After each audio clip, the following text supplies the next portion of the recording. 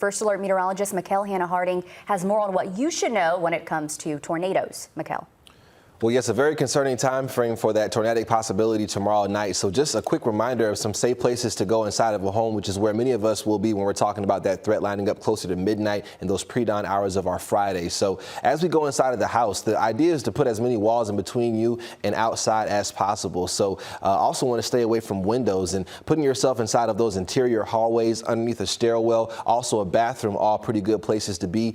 Kitchens, living rooms, not ideal because those often have windows and are also closer towards the outside, as well as your bedrooms and garages. You don't want to take shelter inside of any of those places. And of course, you never want to be outside, so the deck is automatically a no-go. The best place to be is in a basement in any situation when there is a tornado warning in your area. But as we know, living in the South and in the CSRA, basements aren't common everywhere. But again, just the idea here is to avoid windows, put as many walls between you and outside as possible. Also want to avoid doorways, being in any of those doorways. You can cover yourself with blankets or mattresses to help protect yourself, a mattress if possible.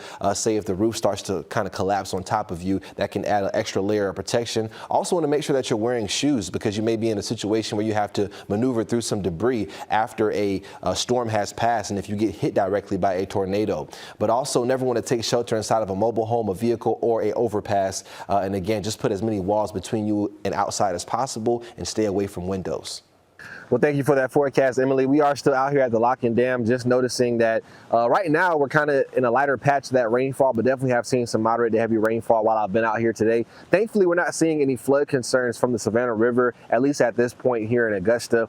River levels are forecasted to rise about 6 more feet in between now and Thursday night, but it will still stay below that action flood stage, which is the lowest flood stage possible for rivers. As we go a little bit further downstream, though, about an hour and a half, closer to Screven, Allendale County, they do have a flood warning along the Burton's Ferry section of the Savannah River, as they are also forecasted to see that river rising about an additional 5 feet, it looks like, between now and Thursday, but they should be able to stay out of that flood stage action and minor, which are some of the lowest flood levels again. And then for the Ogeechee River at Midville, they're expecting that river, that portion of the river, to get up to flood levels, at least the action to maybe even minor flood stage by Thursday, as it rises about an additional 1 to 2 feet.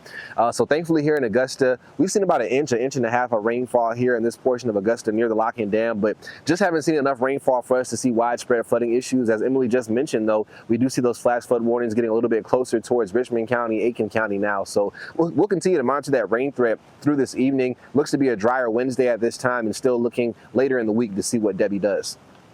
Harding along the Savannah River for us. Mikel, we appreciate that. We're going to keep an eye on those water levels as the rain continues falling. Thanks, guys, for the update there.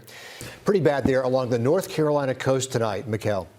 That's right, Richard. This storm definitely has a pretty wide scope, and you just really described that really well. As far as looking at Debbie right now here on infrared satellite, still approaching the coastline of South Carolina and likely going to make landfall here relatively soon, sometime overnight heading into our Thursday morning. If not, maybe closer to about midnight. As we look at the path of Debbie, that cone of uncertainty a lot skinnier now, so pretty good confidence at least where the center of this storm is headed, but have to remember that impacts will be felt outside of the center of circulation. That's why we still have some concerns about impacts from Debbie on the backside of this system, and as it does continue through North Carolina tomorrow into tomorrow night, then we'll finally see it get picked up by the jet stream, and by Friday night it could be somewhere near New York possibly. So definitely going to pick up forward motion, currently moving at about 3 miles an hour, so a very slow moving system still here. But as Richard mentioned, up there in Wilmington, North Carolina, a slew of flash flood warnings. You can see some pops of lightning here and just a really solid rain shield on the northern and eastern side of this system, but a very lopsided system. A lot of dry air has begun to work into it. It's kind of eating away at the structure of the system. But across our area, we're mostly dry for tonight and have been for a few hours now.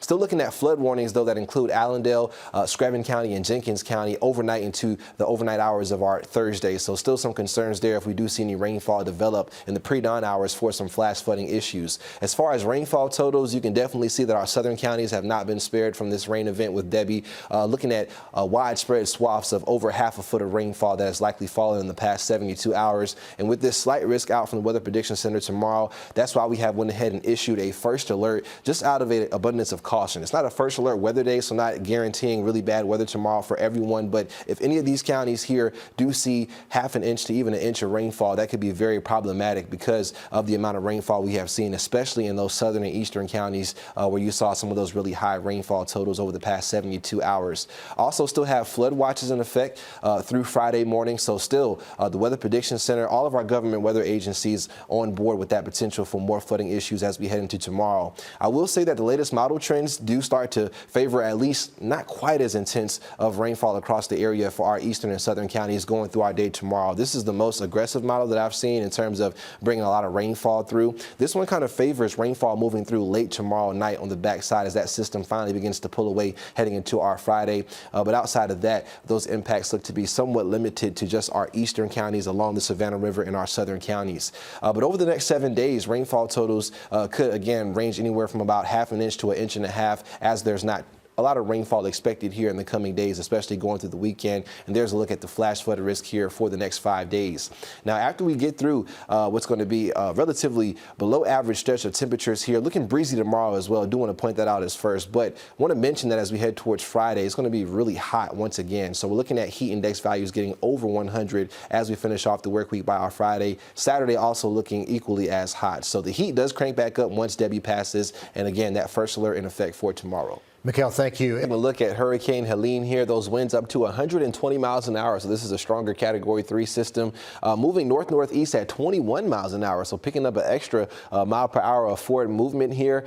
We are seeing a lot of the extreme outer reaches of the system pushing towards our area, just bringing us a lot of rainfall. And that's also being enhanced by a cold front that's currently over us right now as well. So a lot of this tropical moisture just being slung up against that front, helping to enhance rainfall, and also up along the Appalachian mountain range. Those mountains helping to lift up that rainfall and just enhance it. So a lot of wet weather across the southeast for today. We do have flash flood warnings across the central and northern part of the CSRA. You can just see the continued funneled motion of a lot of this heavy rainfall across the same areas, and that's what's causing these flash flooding concerns this afternoon already. We're looking at one here for portions of Edgefield, McCormick, Lincoln County that goes until 6 p.m. this evening. So that's almost 2 additional hours from now. And we're looking at this one that's in effect for Metro Augusta, places like Martinez, Evans, Grovetown, Fort Eisenhower, all underneath that flash flood warning. And this goes until 4:30 p.m. We could see that extended as long as we do continue to see some of that heavy rainfall moving over that warned location.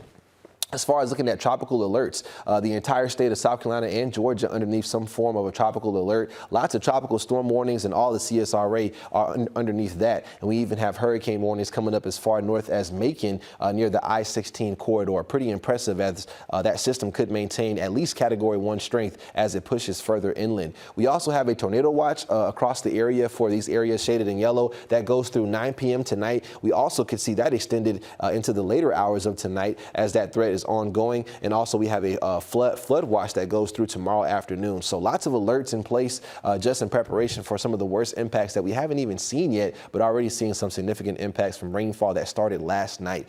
But as far as the severe outlook for today, that's also bumped up considerably from yesterday. You can see much of us in that level 2 out of 5 risk now, so a slight risk, and also some of our southern counties in between Bamberg, portions of Barnwell, all of Allendale, and Screven County underneath that level 3 enhanced risk. So that's where the greatest threat for tornadoes would lie. We've already seen 2 tornado warnings in Bamberg County for today, so that's already verifying so far, and expecting to see possibly more through tonight.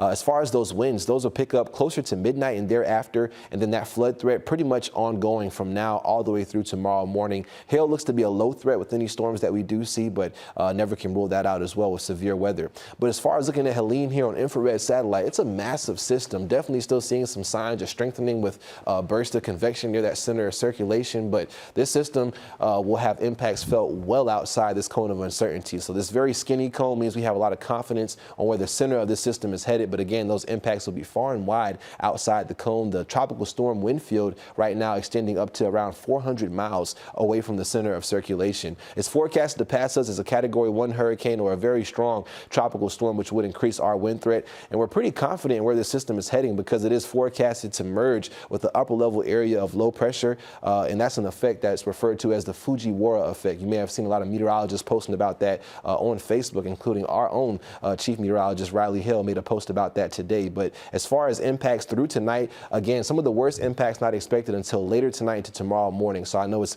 very rainy outside, not too windy though. The highest wind gusts not expected until after midnight, heading towards tomorrow morning. And both of our in-house models, global and short term, pretty locked in on this system, pushing in for landfall sometime this evening around 8 p.m. or thereafter possibly. But as we continue through tonight, lots of rainfall still left to go. As we're approaching after midnight, those 2, 3 a.m. Time frames across the area, that's when some of the heaviest rainfall, some of the most intense wind is expected, and we're still going to have that tornadic threat as we stay east of the center and that more active and severe side of the system. And then as we're approaching around 10 a.m. tomorrow morning and thereafter, we should see conditions improving pretty drastically as that system is going to be moving at a pretty good pace. But we're looking drier for the weekend, just have to get through a pretty wet night tonight. Yes, we do. Much more storm coverage ahead. Thanks, Mikel.